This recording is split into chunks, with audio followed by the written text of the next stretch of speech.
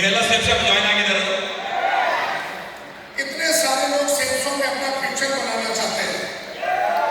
ಯಾರ್ಯಾರು life settle ಆಗಬೇಕು safe shop ಯಾರು ಎಷ್ಟು ಜನ ಸೆಟ್ಲ್ ಆಗಬೇಕು? जो हाथ नहीं उठा रहे वो नाराज है क्या? ಯಾರು ಏನು ಮಾಡ್ತಾ ಇದ್ದಲ್ಲ ಅವರು ಬೇಡ, ಫ್ಯೂಚರ್ ಬೇಡ ಸೇಫ್ ಶಾಪ್ ಬೇಗ ಬೇಡ. एक बार अपने लिए जोरदार तालियां बजाइए। हाथ उठाओ।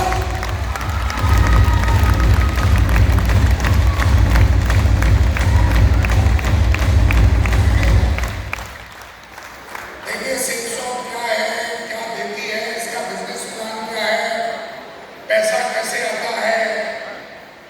सोनू जी ने इस बात को बहुत अच्छी तरीके से शेयर किया और मुझे लगता है कि ये बात जितने भी हॉल में आज लोग बैठे हुए हैं उन सारे लीडर्स को समझ में आ गई होगी।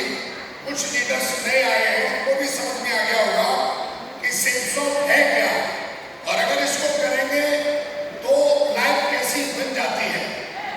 ಸೇಫ್ ಶಾಪ್ ಅಂದ್ರೆ ಏನು, ಯಾವ ತರ ಇನ್ಕಮ್, ಯಾವ ತರ ಪ್ರಾಡಕ್ಟ್, ಯಾವ ತರ ಮಾಡಬೇಕು, ಇದೆಲ್ಲ ನಾನು ಸ್ಪೀಚ್ ಅಲ್ಲಿ ಹೇಳಿದಾನೋ ಅರ್ಥ ಆಗಿರ್ಬೋದು.